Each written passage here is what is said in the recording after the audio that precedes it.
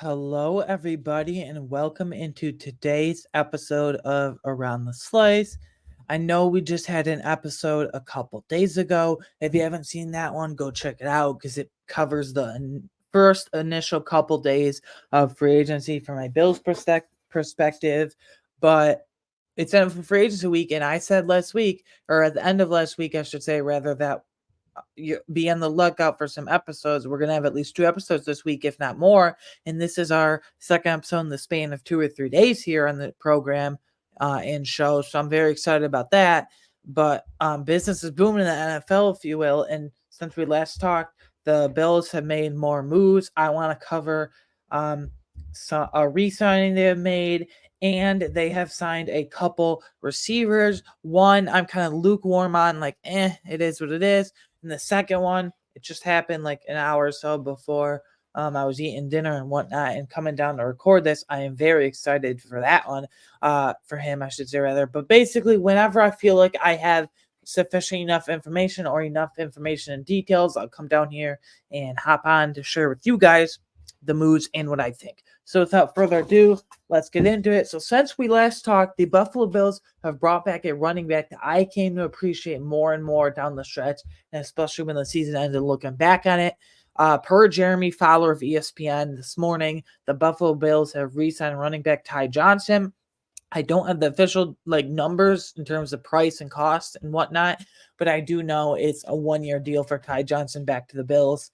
Again, no cost yet, but I assume it's like a vet minimum dollar deal, one and a half, somewhere in that range. I can't imagine it's over much, if any, over 1.5, 1.5, something like that. But like I said, I came to appreciate Ty Johnson. I mean, really, let's think about it. You had James Cook, but down the stretch in the second half of the season, once Damian Harris went out with that neck injury, he was really the RB2 once Latavius Murray breaking down with age, 33 going on 34. I think next month he turns 34. I wouldn't be surprised if he retires, but that's neither here nor there. He kept Latavius Murray off the field, and he, other than one game, basically kept Leonard Fournette from being elevated from the practice squad more and more like fans wanted. And don't get me wrong, I did too, but I came to appreciate Ty Johnson because he doesn't do anything great or at an exceptional level, but he does provide a little bit of everything. He provides speed out of the backfield. He provides receiving ability out of the backfield. But he can also run between the tackles. He's a downhill bruiser. He's an excellent kick and punt coverage guy, an excellent returner, an excellent special teams guy in general. So, like I said, a little bit of everything. He's the kind of a rare hybrid type, do it all, jack of all trades back. So I'm glad he's back, but I don't know how he can handle an RB2 workload. I would love him back. Well, he is back now, so I want to see him be a RB3. I still RB1, James Cook, obviously. I still want RB2 to be a downhill bruiser strictly, and then the RB3, Ty Johnson, like I just said. He can do a little bit of everything. So I feel like we just need that one more piece, that strictly downhill runner, that bruiser between the tackles, if you will, because Josh Allen, listen, 15 rushing touchdowns, tush push, snowplow, whatever you want to call it. Awesome. I would like to see him more 7 or 8 rushing touchdowns. You don't want to rein him in, but he doesn't have to be the goal line. Let's be honest, goal line back every time. So, and I'll talk about the one guy I'm targeting at the end. Before I get out of here, I'll update kind of my free agent wish list, if you will, and needs. I think Brandon Means still needs the target.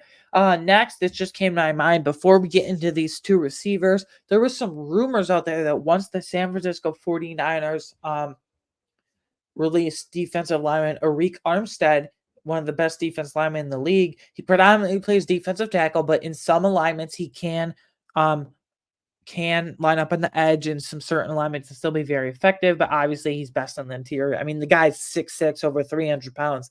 I mean, he's tall. That's some height right there, especially for a defensive tackle. He's not squatty. He's not lengthy, I should say, rather. But once he was released, there was some reports and rumblings that the Bills were interested. And I was kind of confused at one moment today because Ian Rappaport of NFL Network had tweeted out that a surprise, a stunner, Arik Armstead is signing with the Jaguars per source. And then at the same exact time, Diana Rossini of The Athletic tweeted out Arik Armstead to the Bills per source. So I was like, which one is it? And he did sign with the Jaguars. Once I really wanted Arik Armstead because to have that guy behind Ed Oliver and Daquan Jones as depth, that's just a luxury because let's be honest, once Ed Oliver and or Daquan Jones got injured, I mean, it was brutal. Our defensive tackle room, I mean, Jordan Phillips, come on, like heading for retirement. Tim Settle, he just signed a 2-year, $7 million deal, 3.5 on average per year with the Houston Texans. Thank God, get him out of there. And Puna Ford, just before I started recording, signed with the Chargers. So we only have 2 defensive tackles on the roster right now with Ed Oliver and Daquan Jones, who we were fortunate enough to get back. If you want to hear the specific contract details on that, go back to my Tuesday episode just a couple days ago. But the reason why we need depth is because we know how much Sean McDermott loves to rotate this defensive line. Guys play in Buffalo. It's not just predominantly 2 guys taking the bulk of the snaps. We rotate. So to have Arik Armstead as a luxury like that would be awesome. But once I saw the deal with the Jaguars, he signed with the Jaguars indeed for 3 years, $51 million. That's 17 per season. No way the Bills are doing that. I'm sorry. Like, Daquan Jones, their starting defensive tackle, didn't get anywhere close to that. So there's just no way. And honestly, like that would be a great luxury to have his depth. That's a starting caliber player. So I understand why he went to the Jaguars to pair up with Devon Hamilton in the middle, but more importantly, Josh Allen, Trayvon Walker off the edge on both sides there. Hopefully they can sign Josh Allen to a mega extension like the Giants traded and extended Brian Burns from the Panthers. But that's other teams' news. So past the Arik Armstead kind of confusion there, and again, 3 years, $51 million with the Jaguars after being released from the 49ers just yesterday. Officially, I would love to have him, but that's just way too much. That's like legit high-end starter money. We would have him as a 3rd defensive tackle. It'd be nice to have, but no way. And then at first, I've kind of come around to this guy. I've kind of not. I'm still a bit lukewarm on him. We signed wide receiver Mac Hollins just to get the logistics, if you will, out of the way. He's 30 years old. He turns 31 in September. So I'm considering this fully his age 31 season in 2024 season. But this guy's got size for days. 6'4", 220 pounds. Mac Hollins been on multiple teams over his career. I mean, what? Raiders, Dolphins. I think the Eagles were in there at some point, but most recently spent a year with the Falcons. I think he hasn't had much production in his career, although, and I should have pulled the specific numbers before I started recording here, but I think in 2022 with Derek Carr in the in 2021 with Derek Carr and the Raiders, he had around 800 yards and a few touchdowns, I think. So that was productive. But other than that, not really productive. I mean, if he could do that with Derek Carr, and then he had Desmond Ridder in Atlanta, he's been really crappy quarterback play and let's be honest, terrible quarterback play with Desmond Ridder. Then imagine what you can do with Josh Allen. But I'm lukewarm in this guy because having size isn't always like the main thing. Gabe Davis had size. He's like 6'2", 225 pounds, and look what happened with him. He went to the Jaguars, and the Jaguars are falling into the same trap. They're having Zay Jones as the wide receiver 3, Christian Kirk as the wide receiver 1, Evan Ingram tight end, and Travis Etienne running back. But Gabe Davis is wide receiver 2, falling into the same trap that we did, and Brandon Beane neglected it for years. Mac Hollins is not a wide receiver 2. Let's just be honest. But height, weight, speed, legit outside X, if you will. That means outside receiver, not slot, vertical threat. He can get behind a defense. He's really good. And he's an awesome special teamer. I feel like this is not as much of a Gabe Davis replacement as much as it is a Trent Sherfield replacement. And in fact, speaking of Trent Sherfield, he just signed with the Minnesota Vikings on a 1-year, $1.76 million deal. But he's only a special teamer.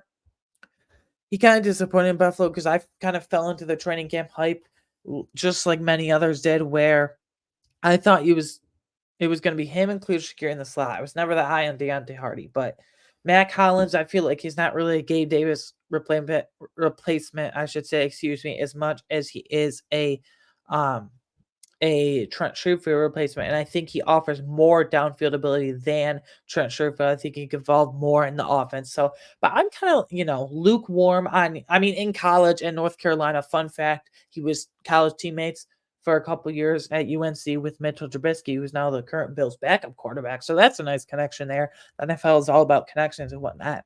Again, not the biggest connection in the world, but at least there's a connection there and some chemistry. But fingers crossed that we don't have to ever see Mitchell Trubisky other than some kneel downs in the fourth quarter.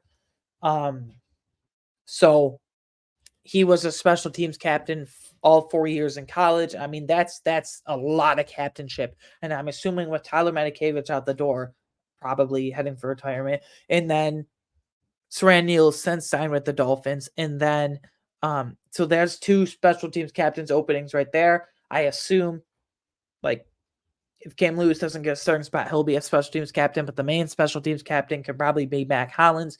So this is a perfect Trent Schaefer replacement. I actually think he evolves same level of special teams, yes, but also a bit more on offense. But I'm lukewarm on this because until they sign this next guy I was going to bring up, I said this didn't preclude the Bills from signing another high-end wide receiver in free agency. The contract numbers, before I go to the next guy, that I'm very excited about. The contract numbers on Mac Hollins is 1 year, $3 million, but it should be noted 1 year up to $3 million. So the base is probably like what, 2.5 at most, and it can get up to $3 million with incentives like receiving yards, touchdowns. You know how they structure those deals. The agents want it to come out as this sticker shock value, if you will, which 3 million, not even sticker shock value. But then the base is where it comes out. That happened with Taylor Rapp. That happened with AJ Epinesa. You always wait for the details. So while we didn't have contract numbers for Ty Johnson, we do have contract numbers for Mac Hollins 1 year, three up to 3 million, and the base is probably 2.5, 2.5. I can't imagine it's anything more than that, guys. So this is a really good Trent Schaefer replacement. So I like how this wide receiver room is coming together, because this next guy, while I was a little lukewarm and kind of indifferent, I guess you could call it, on Mac Hollins, this guy has me juiced up, or whatever you want to say. This guy has me like, I am very, very excited for Curtis Samuel.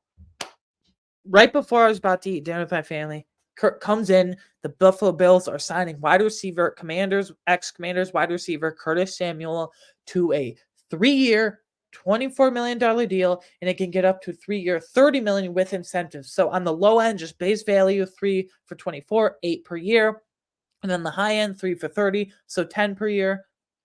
I can't imagine he'll hit those incentives. Even if it is like 10 per year, I don't care. 8 per year, let's just go base value though. 3 for 24. 8 per year is extremely, extremely good value for a guy like Curtis Samuel. Spot Track was having an 11.5, 11.5 per year projection. PFF and Brad Spielberg are one of the best projection guys in the business, but for PFF, just in general though, he was projecting at 8.5, maybe in pushing 9 million, but mainly 8.5, and we got him for 8. I'm really, I mean, this guy, 3 main reasons why I am projecting him to have a very good role in our offense and why I'm very excited about it. These aren't any particular order, mind you, but number one, in 2020, with Joe Brady as his offensive coordinator in Carolina with the Panthers, Curtis Samuel had over 1,000 yards from scrimmage, over 1,000 scrimmage yards, combining receiving and rushing. Yes, rushing too.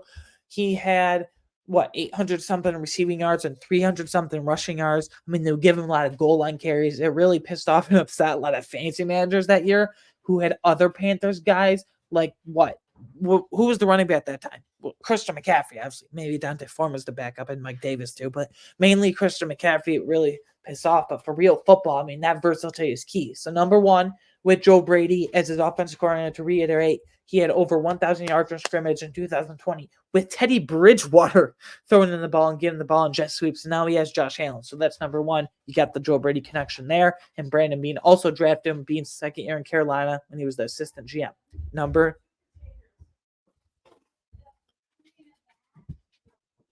Reason number two, I'm very excited for this and love Curtis Samuel's fit in our offense. The guy, in all caps, is absolutely electric with the ball in his hands. His run after catch ability is immaculate, like excellent, exceptional, whatever adjective you want to use, insert it there. I mean, just get the ball in his hands and let him fly, let him cook, let him go to work, because we needed that. We didn't really have run after catch ability. Let's be honest, I love Stefon Diggs, but he's only a route runner. He catches it and goes down. And then that one time he spun out of Cater Kohu and those Dolphins defenders, Xavier Howard, and got that touchdown in that huge 3-touchdown game. But besides that, in general, for the most part, predominantly, he's not a run for catch guy, as much as I love. Gabe Davis, not here anymore. We know how that worked out. Khalil Shakir, he's our only run after catch guy, and I'm not including Donkey. I'm talking strictly wide receiver, or else Dalton Kincaid would be in this. But just let Curtis Samuel go to work, get him on jet sweeps, get him a pop pass, something. I think he's just away what we wanted in Deontay Hardy, and Deontay Hardy coming off that turf toe. I think he's a way more juiced up version of Deontay Hardy. And then reason number 3 why I'm very excited for Curtis Samuel in this offense, specifically from a Bills lens, is because he's an exceptional route runner as well. I mean, he can dice up some corners. He can dice up some slot/nickel corners. He can dice up some linebackers with his route running. I mean, the guy can get down the field, going back to the vertical threat in an instant. Bean talked about it. Fans talked about it. Media talked about it. McDermott talked about it after the season. We're looking for more explosives. They wanted that in Deontay Hardy. Come off turf toe. Didn't work. You got that in Curtis Samuel. You got that in Mac Hollins for a guy who's size, weight, speed guy. Height, weight, speed guy, I should say, rather. Excuse me. But Curtis Samuel especially. This guy just gets, I mean, he is as athletic as, he's just athletic as they come. So those are the 3 reasons why I'm extremely excited for Curtis Samuel. Before I move on, let's get these logistics out of the way. Curtis Samuel is 27 years old. He turns 28 in August, so this will be his true full 28 age 28 season, so that's really nice. So he will be 30 going on 31 when he ends this contract with the Bills. He is 5'11", 194. That's actually bigger than he looks, and for a guy 194, he moves extremely well. So I think he's a way more juiced up version of Deontay Hardy, and I think, Curtis Samuel, you can compare it. Mac Hollins is kind of a combination of what we wanted Justin Shorter to be, drafting him in the 5th round out of Florida last year, and direct Trent Schaefer replacement, who provides way more on offense. But with all these receivers, this is Justin Shorter is being put on notice. And I still want a 1st or 2nd receiver. Don't get me wrong. Can you imagine a receiver room of Stefon Diggs, a 1st-round wide receiver, Curtis Samuel, Khalil Shakir, and then like a late round wide receiver, and then you have 6 guys so Stefon Diggs, Curtis Samuel, 1st or 2nd round receiver, Khalil Shakir, Mac Hollins, and then that 6th spot goes to like a day 3 draft pick. Andy Isabella, KJ Hamler, Justin Shorter battling for that, but I'm not giving anything to Justin Shorter. Like, he looked very raw in preseason, let's be honest. 5-star recruit coming out of high school, so obviously 5-star, one of the best players in the country in his class, respectively. Goes to Penn State, never plays, totally fizzles out, and then transfers to Florida, still with goes to Florida hoping to reinvent himself, if you will, and does nothing. Yeah, he had a little bit more production for once, but did really nothing as a 5th round pick.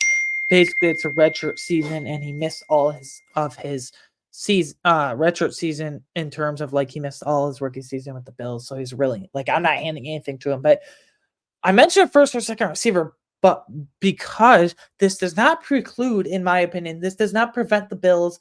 Yes, they signed Mike Collins. Yes, I'm extremely excited for Curtis Samuel. But could you imagine if they draft a 1st or 2nd round receiver, if they get a guy like Roman Wilson, Lad McConkey, Xavier Worthy, Troy Frank kind of cooled off on a lot. My dream prospect right now is Brian Thomas Jr.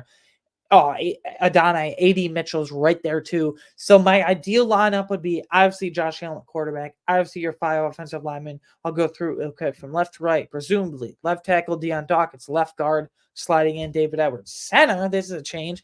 Connor McGovern. Right guard, Osiris Torrance. And then right tackle, Spencer Brown, who's on his way to a big extension to be a franchise tackle if he has another year like he just had in 2023, if he repeats that in 2024.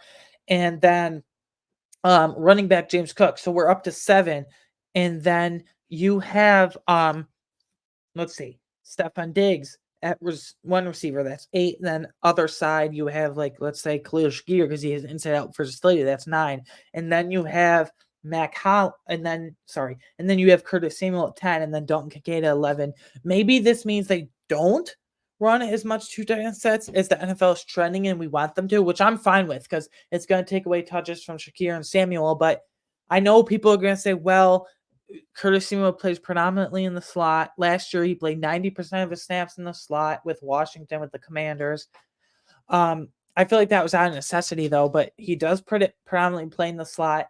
And then Khalil Shakir plays on the slot as well, although he's out inside out versatility. And then Dalton Kincaid is kind of a big slot. So you have a logjam in slot. Yes, I will acknowledge about it. I think Curtis Samuel is your slot right there predominantly. And then Khalil Shakir, I think he can line up on the outside in some packages, go inside and out. And then Dalton Kincaid can be your traditional tight end who just doesn't block. And then you could sprinkle in guys like Dawson Knox, Mac Hollins, Justin Shorter, if he even makes the roster, another day 2 picks, someone of that ilk, people like that.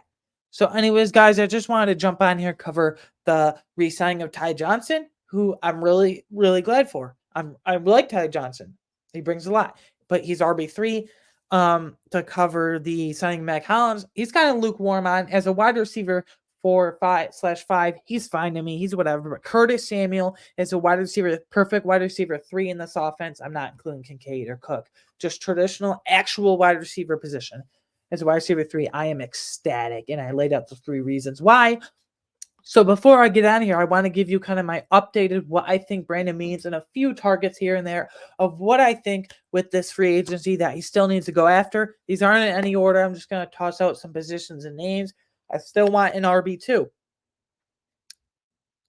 Ty Johnson brought back, like I said, gives you a little bit of everything.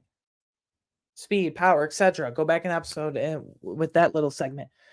I want an RB2, and the only guy I'm interested in here is Dante Foreman. He's the only bruiser back, if you will. And not if you will. He's the only bruiser back left on the open market. I want Dante Foreman. 1 year, 2.5, $3 million. 1 year, $3 million deal. I think Bean can get that done. I want a safety next to Taylor Rapp. Some names here. There's been a lot of safeties, but if you want it for safeties taken off the board, Deshaun Elliott was just recently taken off the board. Jordan White as turning the Bucks, who he started his career with after going to the Jets. Playing in the Jets, to say rather. I just mentioned Deshaun Elliott. For sure starters, though, I'm looking at Cam Curl at safety, who's a young, up-and-coming safety, only 25 years old, and he's a legit 25. He just turned 25 last week in March, like literally last week. And then I want maybe look like an Ashton Davis, but I don't know if he's a for sure starter. I want Cam Curl or Julian Blackman from the Colts. So running back, safety. Now we switch over to D-line depth. At defensive end depth behind Epinesa. Epinesa and Rousseau are the only ones I can rely on right now. Like Kingsley Jonathan is a 5th or 6th defensive end at best on most of our team's practice squad caliber player, but you get what I mean, hopefully. And then Von Miller, I don't know what the hell's going on with him. I have nothing to say. I would like defensive end depth. Carl Lawson is my number 1 target here, but if I had to see someone else, Marquise Haynes of the Panthers, but Carl Lawson, go get him, Brandon Bean. And then lastly, or not lastly, but and then I think this could arguably be most importantly here is defensive tackle depth. You had Ada Oliver, you have Daquan Jones. You were rumored to get Reek Armstead. He's the Jaguars. No way you're repaying that. Poona Ford off to the Chargers. Jordan Phillips, like later for retirement, not coming back. Tim Settle off the Texans. Whatever. Thank God, get him out of here. Provide nothing anyway. I want guys like Asha Robinson went off the board. It's getting thin out there. Maybe Jonathan Hankins from the Cowboys. Maybe Sebastian Joseph Day from the Chargers/Jaguars most recently. Maybe Austin Johnson from the Chargers. I don't know. There's not many options that enthuse me. I think a guy like Devondre Sweat would be great in the draft. Or Chris Jenkins from Michigan would be great in the draft. Or if you have to trade up early in the 2nd round, hell, do it. Being like you have 11 draft picks, you're not going to pick 11 players. You're going to pick 7 or 8 players, and then 5 or 6 are going to make the roster at most because it's a tight roster here. Like 45, 46 of these spots are locked in. So some of those guys. And then just off the line depth, I think signing center Brian Allen, recently released by the Lisa's Cut, or whatever you want to say, the term you use. Brian Allen, recently released by the Rams last week. He got beat out by Coleman Shelton, who just went for the Bears. So maybe the Rams, actually they don't, because they just got a new center in Steve Avila going into his 2nd year, and Jonah Jackson and Kevin Dotson at their guards, right and left, respectively. So they might want to reunion with Brian Allen to back him up. But I think Brian Allen's with Cromer, and at one point they really, really gave him a long deal, like three years, I think it was, even 3 for 24. I think it was back in the day. It was only a few years ago, ever changing NFL. But yeah, I think you go get him, and then maybe Donovan Smith at tackle to be the direct backup to Deion Dawkins. So I'm not handing Ryan Vandermark, Alec Anderson, anything. Like those are 2 developmental guys, but that's it. Like I'm not going to go to the draft. I think you can address a wide receiver 2 in the draft. This is how I would break it down. I would address safety and RB2, a second safety and to start alongside Taylor App at RB2 in free agency still. Now it address like a wide receiver two, first or second round guy in the draft. And then I would address offense line depth, tackle, guard, center in free agency. That's how I would break it down. Then defensive line depth, defensive ends. I want Carl Lawson or Marquis Haynes, but mostly Carl Lawson. And then defensive tackle depth, probably looking at the draft, a Chris Jenkins, a Tavondre Sweat, trade up early in the second round for Braden Fisk. Anyways, we went over signing for the Bills on this Thursday night. I don't know what else is going to happen, but if I have enough information, I'll come back for a second episode. Keep your head on a swivel. You can support me on Patreon for just $3 a month. I don't really break news on there, but the support is much appreciated. Put podcast links there and stuff for just $3 a month. It is patreon.com/runtheslice. You can follow me on TikTok if you want to see some shorts or just some fun stuff. Sometimes not football, maybe some movie and TV show stuff because I do like entertainment as well. It's Around the Slice on TikTok, but most importantly, you can follow the show on Twitter at Around Slice. But you can follow me personally on Twitter. I don't want to say I'm getting popular in there, but I did recently surpass and hit 200 followers on Twitter. So thank you guys so much for that. I've been interacting with a lot of you on there, so it's really nice to see. I'm always reacting, not just to Bills. Like the second news comes out, there I am tweeting away at my initial thoughts. And it's at AWeingart13 personally on Twitter. So yeah, this is just kind of my unfiltered thoughts. I didn't really have, as you can tell, not really looking at much notes here, not really doing anything, just off the dome, if you will, thoughts. So anyways, guys, who knows when I'll be back, but so 7th of the week, I'm enjoying every second of this that I am on spring break from work and my internship. So yeah, I hope to see you guys whenever I see you guys, because we know it's very soon. Breaking news is breaking fast. I will see you guys next time, whenever that is. Thank you for tuning in. Bye.